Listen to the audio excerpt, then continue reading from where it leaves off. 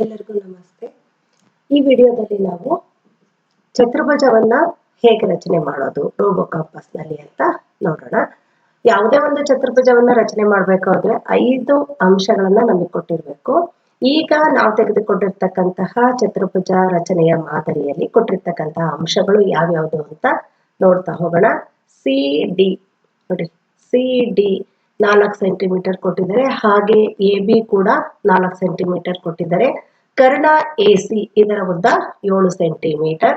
ಹಾಗೆ B C ಬಾಹುವಿನ ಉದ್ದ 5 centimetre ಅಂತ ಕೊಟ್ಟಿದ್ದಾರೆ. ಮತ್ತೆ ಎ ಡಿ ಬಾಹುವಿನ ಉದ್ದ 6 ಸೆಂಟಿಮೀಟರ್ ಅಂತ ಕೊಟ್ಟಿದ್ದಾರೆ. ಈ ದತ್ತಾಂಶವುಳ್ಳ ಚತುರ್ಭುಜವನ್ನ ರಚನೆ ಮಾಡೋದಕ್ಕೆ ನಾವು ಏನ್ ಕಮಾಂಡ್ಸ್ ಕೊಡ್ಬೇಕು ನೋಡ್ತಾ ಹೋಗೋಣ. ಮೊದಲನೇ ಕಮಾಂಡ್ ಟೆಕ್ಸ್ಟ್ ಕೊಡೋದು. ಆಲ್ರೆಡಿ ನಿಮಗೆ ಗೊತ್ತಾಗಿದೆ. ನಾವು ಟೆಕ್ಸ್ಟ್ ಕೊಡೋದಕ್ಕೆ ಟೆಕ್ಸ್ಟ್ ಜೊತೆಗೆ ಕೋಆರ್ಡಿನೇಟ್ ಪಾಯಿಂಟ್ಸ್ ಅನ್ನ ಮೆನ್ಷನ್ ಮಾಡಿದ್ರೆ ಟೆಕ್ಸ್ಟ್ ಫಿಕ್ಸ್ ಆಗಿ ನಮಗೆ ಶೋ ಆಗೋ ತರ ಇರುತ್ತೆ. ಇದಾದ ನಂತರ ಮೊದಲನೇ ಕಮಾಂಡ್ ನಾವು ಕೊಡ್ಬೇಕಾಗಿರೋದು ಎ ಬಿಂದು. ಅದಾದ ನಂತರ ಮತ್ತೊಂದು ಬಿಂದು ಗುರುತಿಸೋದು ಎ ಸಿ. ಕರ್ಣವನ್ನ ತಗೊಂಡಾಗ ಈ ಚತುರ್ಭುಜವನ್ನ ರಚನೆ ಮಾಡೋದಕ್ಕೆ ಮೊದಲು ಕರ್ಣವನ್ನ ರಚಿಸ್ಕೋಬೇಕಾಗತ್ತೆ. ಹಾಗಾಗಿ ಮೊದಲು ಎ ಬಿಂದು ಮತ್ತೆ ಸಿ ಬಿಂದುವನ್ನ ಗುರುತಿಸ್ಕೊಂಡು ಎ ಬಿ ಯನ್ನ ಸೇರಿಸಿದೀವಿ. ನೋಡಿ, ಒಂದೊಂದನ್ನೇ ನೋಡ್ತಾ ಹೋಗೋಣ. ಇಲ್ಲಿ ಎ ಬಿಂದು ಗುರುತಿಸಿ ಆಗಿದೆ. ನೋಡಿ, ಎ ಬಿಂದುವನ್ನ ಗುರುತಿಸಿರೋದು. ಎ ಬಿಂದುವಿನ ಗುರುತಿಸಿರೋ ತರಾನೇ ಸಿ ಬಿಂದು ಗುರುತಿಸಿದೀವಿ. ಈಗ ಅದಾದ ನಂತರ ಎ ಬಿ ಲೈನ್ ಅನ್ನ ಡ್ರಾ ಮಾಡೋದು. ಒಂದೊಂದೇ ಹಂತಗಳನ್ನ ತೋರಿಸ್ತಿದ್ದೀನಿ. ಈಗ ಎ ಸಿ ಲೈನ್ ಅನ್ನ ಡ್ರಾ ಮಾಡಾಯ್ತು. ಎ ಸಿ ಲೈನ್ ಅನ್ನ ಡ್ರಾ ಮಾಡಿದ ತಕ್ಷಣ ನಾವು ಆರ್ಕ್ ಹಾಕ್ಬೇಕು. ಯಾವ ಆರ್ಕ್ ಅನ್ನ ಹಾಕ್ತಾ ಇದೀವಿ ನಾವು ಫಸ್ಟ್ ಅಂದ್ರೆ ಎ ಡಿ. ಎ ಡಿ ಅಳತೆ ಎಷ್ಟಿದೆ? 6 ಸೆಂಟಿಮೀಟರ್ ಇದೆ. ಸೊ ಇಲ್ಲಿ ನೋಡಿ, 6 ಏಕಮಾನವನ್ನ ತಗೊಂಡಿದೀವಿ.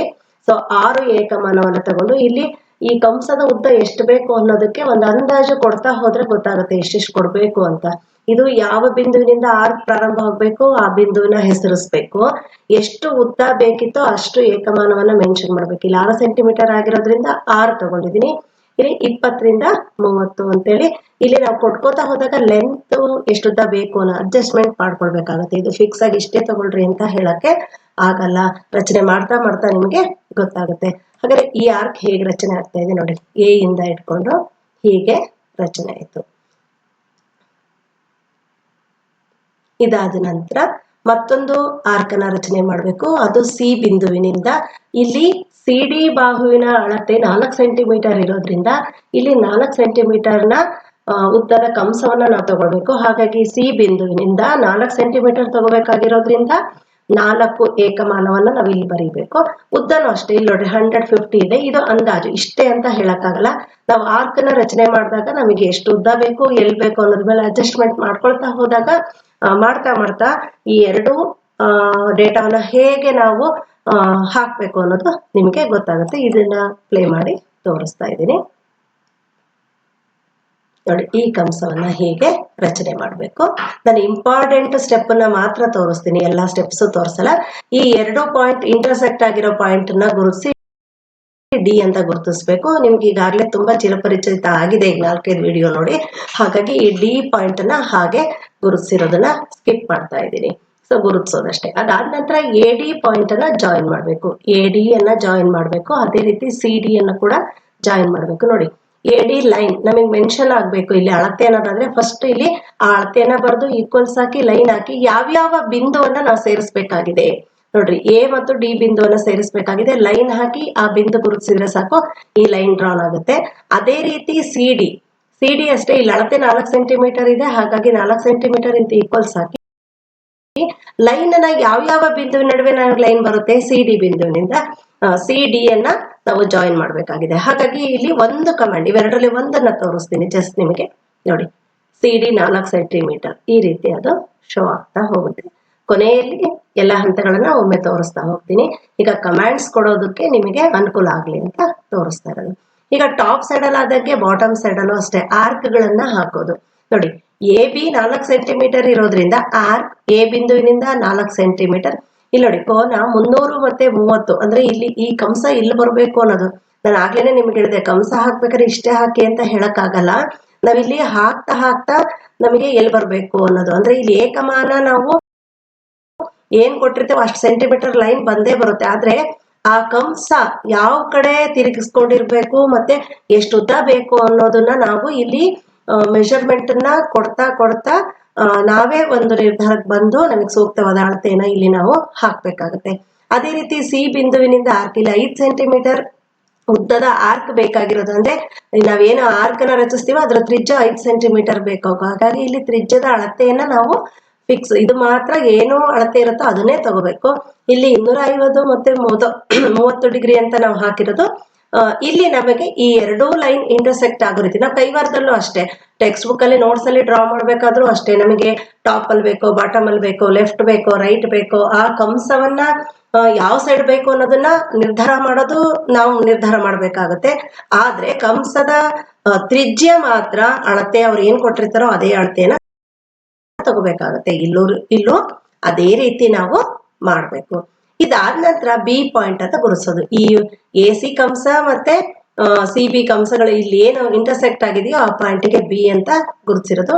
ಇಲ್ಲಿ ನಿಮಗೆ ಮತ್ತೊಂದು ಕಂಸವನ್ನ ಸಿ ಬಿಂದುವಿನಿಂದ ಹೇಗೆ ಕಂಸವನ್ನ ಡ್ರಾ ಮಾಡಿದ್ದಾರೆ ಅನ್ನೋದನ್ನ ಒಂದು ತೋರಿಸ್ತಾ ಇದ್ದೀನಿ. ಉದಾಹರಣೆಗೆ ಈ ರೀತಿ ಕಂಸವನ್ನ ಡ್ರಾ ಮಾಡಿದ್ದಾಯ್ತು. ಎರಡು ಕಂಸಗಳು ಇಂಟರ್ಸೆಕ್ಟ್ ಆಗಿರೋ ಪಾಯಿಂಟ್ ನ ಬಿ ಅಂತ ಗುರುತಿಸಾಯ್ತು. ಆಗ್ಲೇ ಹೇಗೆ ನಾವು ಎ ಡಿ ಮತ್ತು ಸಿ ಡಿ ಲೈನ್ ಅನ್ನ ಜಾಯಿನ್ ಮಾಡಿದ್ವೋ ಇಲ್ಲೂ ಹಾಗೆ ಎ ಬಿ ಮತ್ತು ಸಿ ಬಿ ಲೈನ್ ಅನ್ನ ಜಾಯಿನ್ ಮಾಡಿದ್ವಿ. ಈ ರೀತಿ ಜಾಯಿನ್ ಮಾಡಿದಾಗ ನಮಗೆ ಎ ಬಿ ಸಿ ಡಿ ಒಂದು ಚತುರ್ಭುಜ ರಚನೆ ಆಗುತ್ತೆ. ಈಗ ನಾನು ಇದನ್ನ ನೇರವಾಗಿ ಗ್ರಿಡ್ ಶೀಟ್ ಇಲ್ಲದೆ ರಚನೆಯನ್ನ ನಿಮಗೆ ತೋರಿಸ್ತೀನಿ.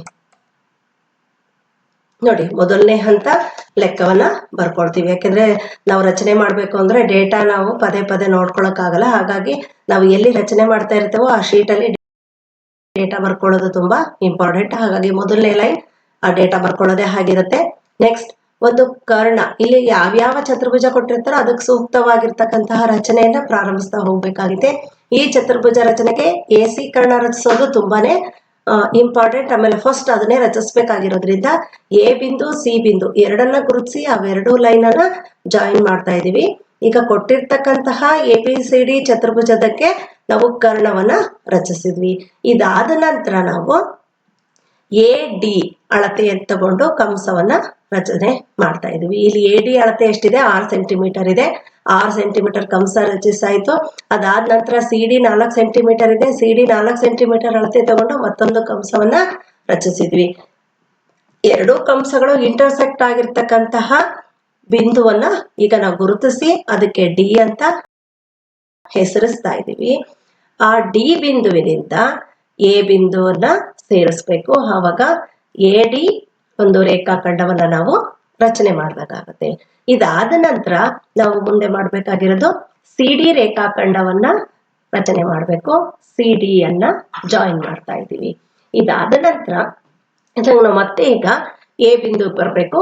ಇಲ್ಲೂ ಅಷ್ಟೇ ಎ ಬಿ 4 ಸೆಂಟಿಮೀಟರ್ ಇದೆ. 4 ಸೆಂಟಿಮೀಟರ್ ತ್ರಿಜ್ಯವನ್ನ ತಗೊಂಡು ಕೈವಾರದ ಸಹಾಯದಿಂದ ಒಂದು ಕಂಸವನ್ನ ಎಳಿತಾ ಇದ್ದೀವಿ. ಅದಾದ ನಂತರ ನಮಗಿರ್ತಕ್ಕಂಥದ್ದು ಸಿ ಬಿ ಅಥವಾ ಬಿ ಸಿ 5 ಸೆಂಟಿಮೀಟರ್ ಇದೆ.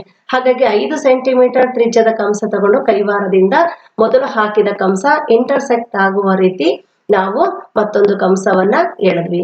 ಎರಡೂ ಕಂಸಗಳು ಇಂಟರ್ಸೆಕ್ಟ್ ಆಗಿರ್ತಕ್ಕಂತಹ ಬಿಂದುವನ್ನ ಗುರುತಿಸಿ ಅದಕ್ಕೆ ಬಿ ಅಂತ ಹೆಸರಿಸಿದ್ವಿ. ಈಗ ನಾವು ಸಿ ಬಿ ಅನ್ನ ಸೇರಿಸ್ತಾ ಇದ್ದೀವಿ. ಸಿ ಬಿ ಸೇರಿಸಿದ ನಂತರ ನಾವು ಎ ಬಿ ರೇಖೆಯನ್ನ ಎ ಬಿ ಬಿಂದುಗಳನ್ನ ಸೇರಿಸ್ಬೇಕು. ಎ ಬಿ ಬಿಂದುವನ್ನ ಸೇರಿಸಿದಾಗ ನಮಗೆ ಎ ಬಿ ಸಿ ಡಿ ಚತುರ್ಭುಜ ರಚನೆ ಆಯಿತು. ಈ ರೀತಿ ನಾವು ರೋಬೋ ಕಾಂಪಾಸ್ ಮೂಲಕ ಹೇಗೆ ಚತುರ್ಭುಜವನ್ನ ರಚನೆ ಮಾಡಬಹುದು ಅನ್ನೋದನ್ನ ಮಕ್ಕಳಿಗೆ ತಿಳಿಸ್ಬೋದು. ರಚನೆ ಮಾಡೋದಕ್ಕೆ ಏನೇನ್ ಕಮಾಂಡ್ಸ್ ಬೇಕು ಅಂತೇಳಿ ನಿಮ್ಗೆ ಇಲ್ಲಿ ಪಕ್ಕದಲ್ಲೇ ಕಮಾಂಡ್ಸ್ ಕಾಣ್ತಾ ಇದೆ.